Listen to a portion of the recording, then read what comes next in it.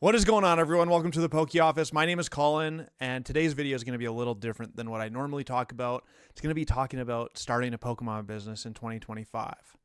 And a couple of reasons why I want to make this video. Number one, I really like talking about business. Number two, I started a Pokemon business. Basically, I've been doing this thing, YouTube, for 2.5 years now, but I really legitimately started the Pokemon business in September 2024, where I got distribution and I started selling a decent amount of singles and sealed and all the stuff.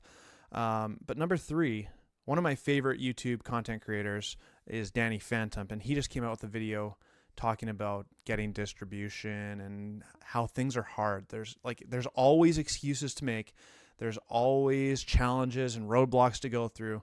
And yet, if you want to do it, there's so much opportunity right now. And I think that is just so key. So I'm here to tell you as well that, man, the last 4 months, I have been working really hard. It has been really hard, and yet it's been really fulfilling as well and really fun. My mom and my sister actually used to run an online weight loss program kind of before the whole COVID thing, and then ads got really expensive, so we shut it down. But one of their slogans was choose your hard. In weight loss, that kind of means it's really hard to be fat and out of shape because going and doing activities is hard, and I mean, you know what I'm talking about. But it's also really hard to go get in shape, to lose weight, to feel better about yourself. It's hard. I have the worst of both worlds right now because I'm not in shape, but I'm trying to get in shape. So too funny. It's hard. It's hard. Getting the confidence and the motivation to go do some push-ups and do some sit-ups and do some calisthenics is hard. It is. But I don't want the hard that comes with not being fit as well. Same thing is true with Pokemon. You could just come home after work and sit on the couch and watch videos and consume content. And that's what I was doing prior to starting my YouTube journey myself. And then I was like, this isn't very fulfilling. I kind of want to do something more. And I just love opening Pokemon cards. I really like business. And I was just like, this could kind of be fun. Maybe getting in front of a camera, my stupid, awkward self with my not very attractive grin, and so I started doing it. And if you go watch my first videos, yikes, it was bad. And I was so naive. I was like, oh, PokeRev can do it, I can do it too. I can't do it. Right? No charisma whatsoever. But I started finding my own characteristics and my own passions and my own things that I like to talk about, and my own little stupid jokes that some of you actually laugh at. And I love Pokemon, and I love sharing my passion of Pokemon with other people. So that's really cool. But it's hard. I've said it lots of times where I come out with 3 videos a week. Plus, me and Rob have been doing a live stream every Friday night lately. And I do a live stream on Thursday nights ripping packs. So I'm doing videos 5 days a week. That's hard. I go to work Monday to Friday. I come home some days, and the last thing I want to do is record a video and then edit a video and then make a thumbnail for it and all the stuff. And yet it's just no, I chose to do this. Let's go, baby. Let's go, Colin. Get your act together. I'm choosing this hard because it's a passion of mine and I actually thoroughly enjoy it. And for the longest time, this is a little side rant, so I'm sorry about that in advance. It's probably going to be a longer video of me just blabbing.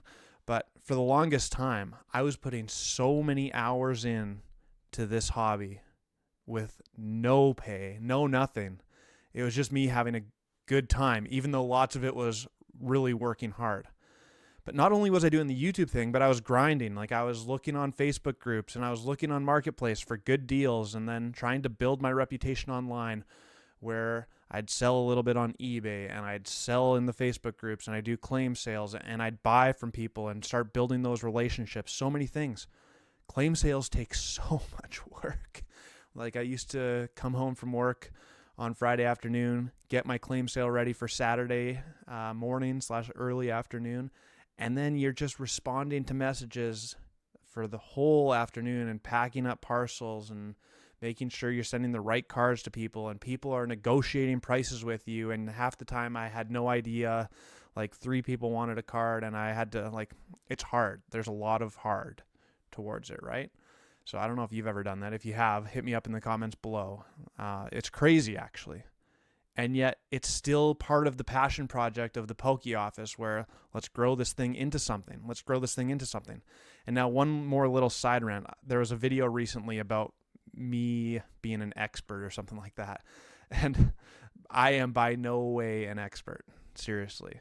The only way I'm an expert is because I continue to do and I continue to fail forward. I continue to proceed ahead even though I fail often. For instance, just this week, I listed some 151 reverse hollows on eBay because I'm trying to get rid of some stock and find a little bit of extra cash in those reverse hollows. And someone bought. It was awesome. Bought 14 cards. And I had accidentally listed that I would send it UPS tracked shipping instead of Canada Post bubble mail. So basically, by the time I ended up paying for the UPS tracked shipping, I lost all of my profit and broke even. Like, I make mistakes left, right, and center. I do it all the time.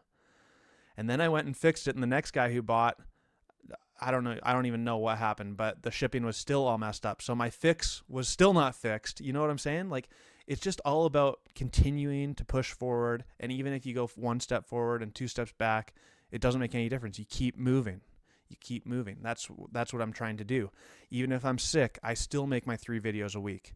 And even if I don't feel like going live on a Thursday afternoon because I've had a long week at work, it's like, let's go, baby, get that energy up. I'm literally over there. I wish I could turn the camera right now. And I am doing jumping jacks and push-ups trying to get my energy up because I don't know about you, but if you've ever been in front of a camera for 6 hours at a time on a live stream, it's exhausting. And yet that's some of my favorite times in the Pokemon space too. So this is that give and take. You work really hard and yet it's really fun and really rewarding. So if you want to start your own Pokemon business, there's so many opportunities right now. It's actually crazy. And some people are going to say like, no, don't do it. Don't do it. Prismatic Evolution, you won't even get any stock. Well, yeah, that's true. I'm not getting any stock. Well, that's not entirely true, but I'm not getting any stock from the distributors that I have access to. I'm getting stock from the relationships that I've built, which we'll talk about in a few minutes. But what else? You can just buy cards on Marketplace, flip them. You could buy cards and grade them. There's great opportunities there still.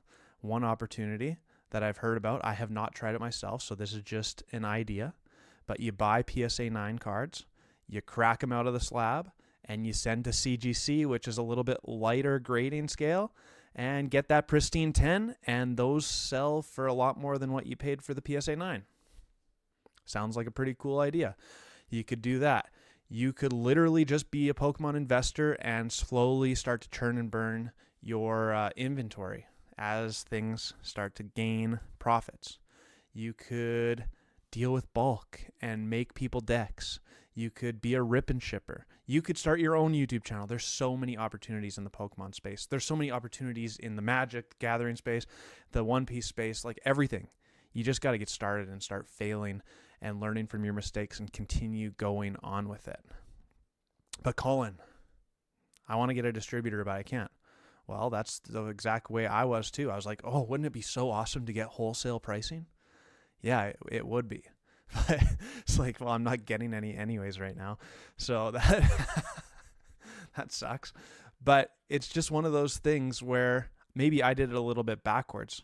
But I just started with a hobby that I really loved, started making content about it, found my rhythm and found my voice where it actually started to make some sort of coherent sense. Some people still think I'm stupid and some people still hate my takes, but it is what it is. That's just part of being on the internet. And now 2 years in, 14,000 subscribers, or I was at 13,000 subscribers when I emailed the distribution companies. And I was like, hey, I actually have some sway. I have people who will buy from me.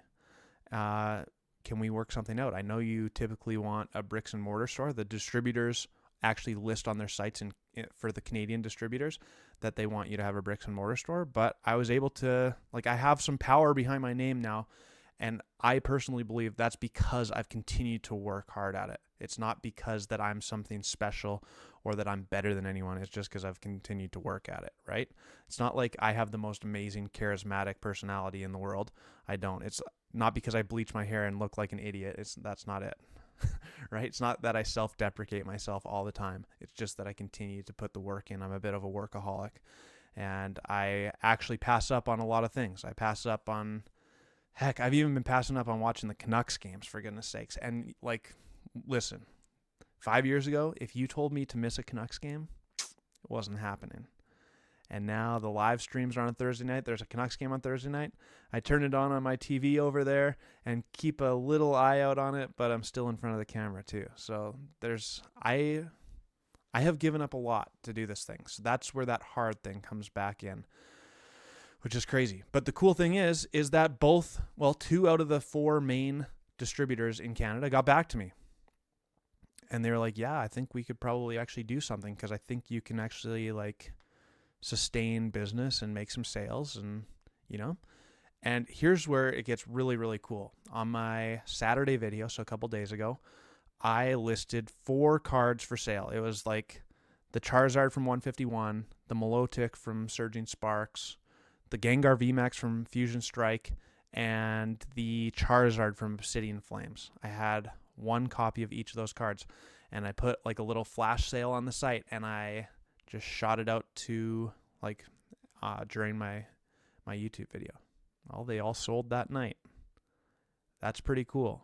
Like, the rewards come after the hard work, right? And I'm not saying that I don't put hard work in anymore, because I do.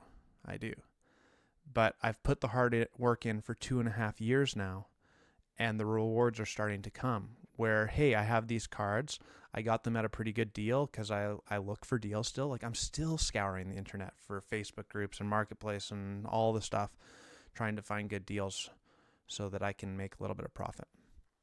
And then people buy from me now. Like, it's actually pretty cool. I'm mostly trusted, right? I should be trusted. I haven't screwed anyone over, but I mean, there's got to be some haters out there. The next thing I wanted to talk about, and again, I'm just ranting, so hopefully you're enjoying this content. If you do, make sure to subscribe to the channel and hit the like buttons for me. And if you have any comments, I'll be happy to talk about this. This is actually like my most favorite thing to talk about, is business and Pokemon mixed together. How much more awesome could it be? But number 2, the opportunity exists so much. Remember, I want to say let's call it 4 to 6 months ago. Literally at my Costco, there was tons of the Zapdos and Alakazam EX boxes. It's just sitting there. There was a whole pallet of the 151 Ultra Premium collections. There was the 151 Elite Trainer boxes, the Crown Zenith Elite Trainer boxes. Since then, there's been the 151 and Paldean Fates mini tins. And this is just Costco. I'm not talking about any other stores yet. But there's opportunities there. But it takes hard work. So I know this is going to tie in. Building relationships is part of the hard work. So I know a guy, he lives a 2.5 hour drive away from me. He does rip and ships on Facebook. And he was like, my Costco's sold out of that 151. Do you have any? And I was like, yes, I do. I can go get some for you. And so I barely marked it up. I went and bought 1,000 packs worth of 151 from Costco to get it to him, because no one was buying it. Like, this is not scalping. This is just taking opportunity. When it sits on the shelf at Costco, you can hate me for it if you want to, but when it sits there for months, I don't feel bad about buying it all. Okay, so I go down to Costco.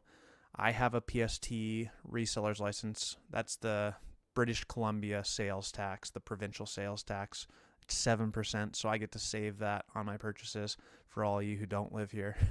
And then I spent time, I had my whole family, my mom, my dad, my sister, my wife, all down here behind me, opening those Alakazam and Zapdos boxes, packing up 1,000 packs of 151, putting them in a box, and the guy's just like, dude, I need them for tomorrow's rip and ship.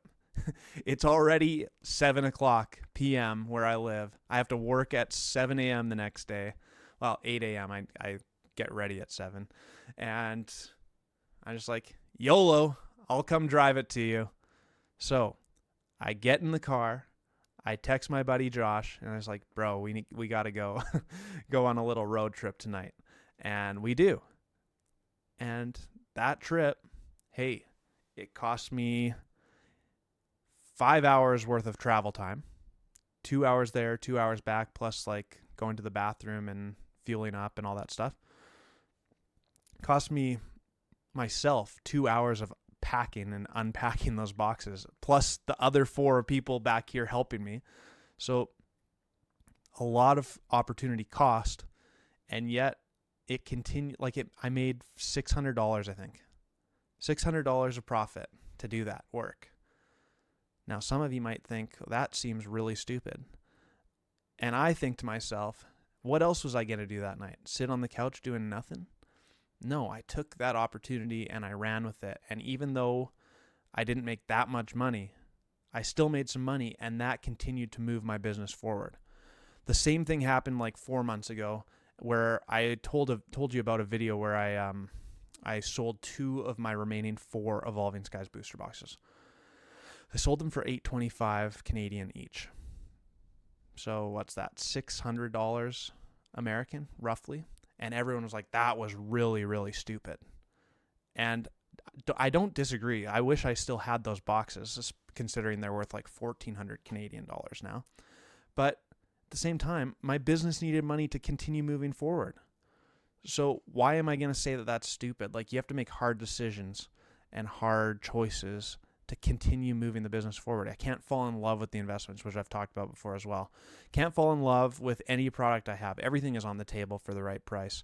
But that's, again, where I'm just like, I'm not an expert. I make bad decisions all the time, but I continue making decisions where I'm currently at, and I think, is this going to move my business forward, or is this going to pull my business back? And I'm trying to always move my business forward. And the last thing I wanted to bring into this conversation, hopefully you're still enjoying my little rant here, is it's all about relationships. Seriously, I've talked about this in the past a little bit. And because my YouTube channel, I've been able to do some really, really cool things. Number one, I've met lots of cool other YouTubers. Like, I've had conversations with Alex from Nostalgianomics, with Pokeos. I've had conversations with Catch 'em All Collectibles and Mimic Brew. And I'm going to miss so many. Misty and John at PokePair. Chris Klein, the legend. I'm missing so many. Trevor was just on. Rob Burns does Pokemon. I'm still missing so many. So if I didn't shout you out, I'm sorry. I got to talk to Danny Phantom at Card Party. I got to meet Pat Flynn at Card Party, Deep Pocket Monster. Just so many cool things, but also in the community. Like, as I continue to grow my reputation in the Facebook groups, and now my store, like, hey, I've bought from people like Anthony. His website is cardboardhero.ca, and he treated me absolutely amazing. So go check him out. And I've bought from other guys through the Facebook groups. And now one of the guys I work with quite a bit is HPW Cards. And you should go check that out. And there's actually a new promo code, the Poke Office, for 5% off your first order at hpwcards.com. But these relationships really matter. Not only because, like, we've created actual friends.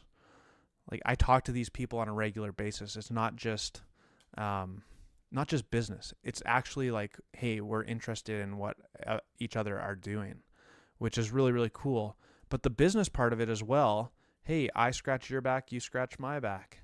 Hey, you need to up your spend at the distributor?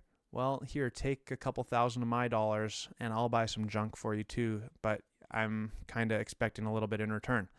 So the cool thing is that even though the distributors aren't getting me Prismatic Evolution, and I'm not going to promise that I'm getting a lot, but HPW Cards is going to provide me with a little bit of Prismatic Evolution.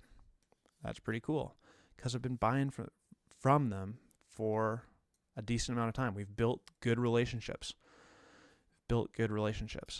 And last but not least, my goodness, the relationships I have with so many of you in the Discord and on the live stream, and you guys show up to my videos and support, and you guys show up to all of it. Like, it's amazing. You guys have my back when someone makes a bad video about me, or you guys tell me about when someone is saying something, you know, like, it's crazy. But these are friendships. Like, yeah, we haven't always met in real life, but they mean something to me.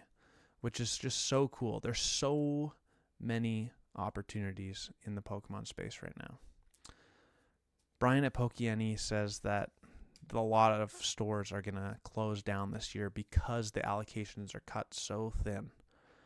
And that could very well be true. I honestly trust Brian's takes quite a bit for the most part. I believe he's a really stand-up guy. I've talked with him twice, I think. Really stand-up guy, really straight shooter. And that's scary because there's so many businesses out there that have been just holding on for dear life, and people want this to work. Like, it's a hobby. What I'm trying to say, not very well, is that business is hard. If you only were getting into business just to make money, Pokemon is probably not the right way to do it. And I've kind of been thinking that myself lately. Like, do I actually love Pokemon that much, or am I just trying to make a business that makes a lot of money? It's an interesting thought because I think there's so many easier opportunities to make a boatload of money than with Pokemon. Because Pokemon always ebbs and flows. Always. I literally go to work, come home, and then go back to work in the Poke office for 3 to 5 hours a night after I just did a full shift. I do that.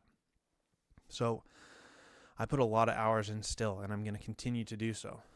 But it's because people are in the Pokemon space. This is the point I'm trying to make. People are in the Pokemon space because they love Pokemon.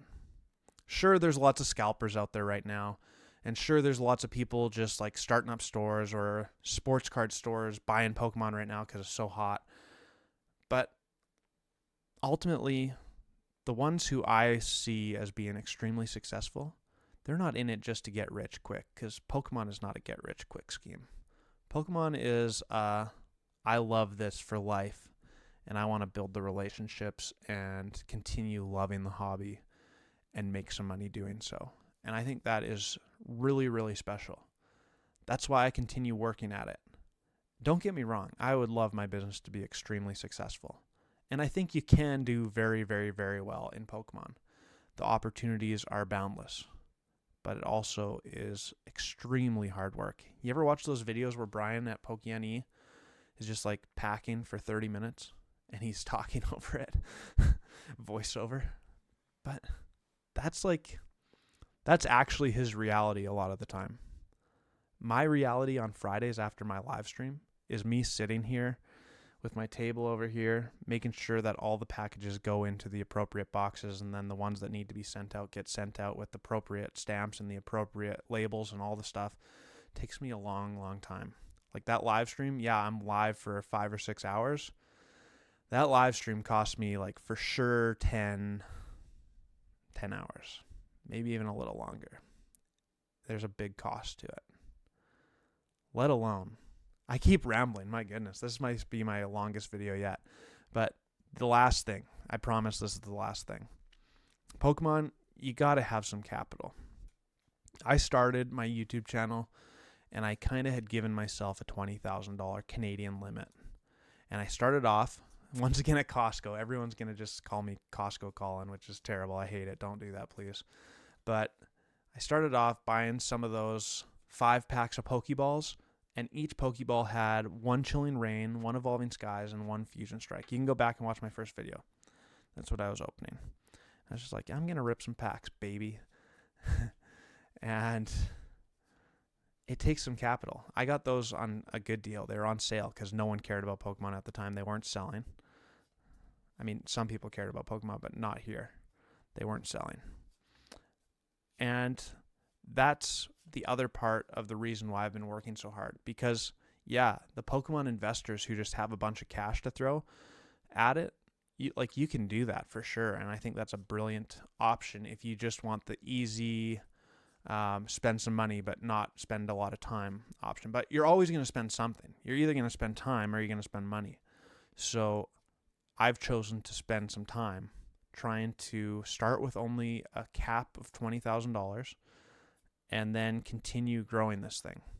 Now, I told you I was going to show you some stuff, but at the end of the day, for those of you still watching, I started my Shopify site in September 2024. It was the first weekend of September 2024 that I started it, or the last weekend of August.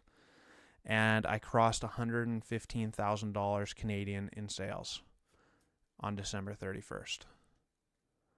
And I'm really, really proud of that. It's kind of amazing. Yeah.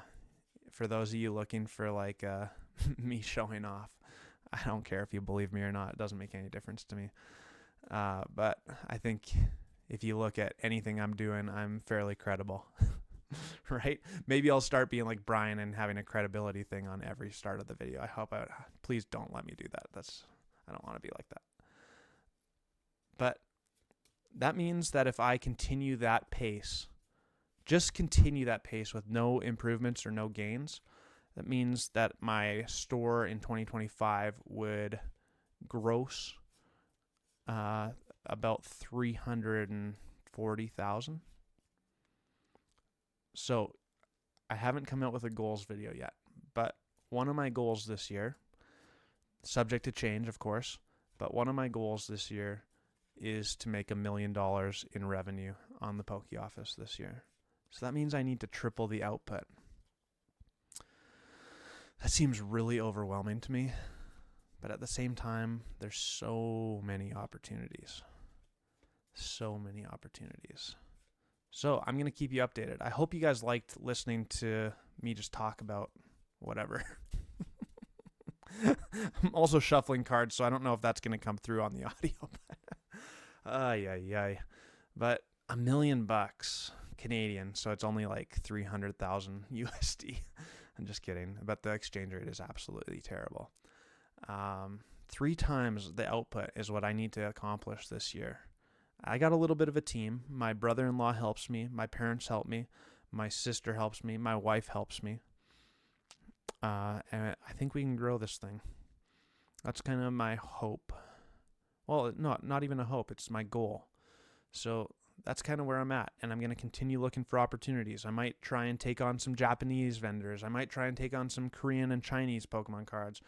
I might just try and do a lot more singles or grading.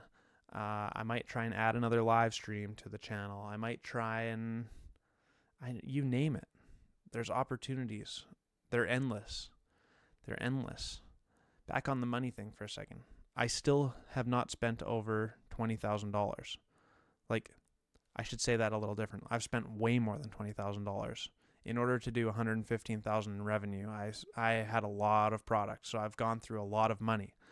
But I still have yet to be down more than $20,000. And now I have a pretty nice inventory in the back room that I've been able to grow because of the hard work. So it's taken me 2 to 2.5 years to really start to reap the benefits of what I've been growing here. So I guess my last little tidbit of wisdom is that awesome things don't happen overnight. Awesome things take time. Choose your heart if you're starting a Pokemon business in 2025. I think it's going to be extremely rewarding for you.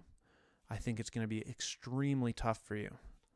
And both of those things together can make a very fulfilling outcome.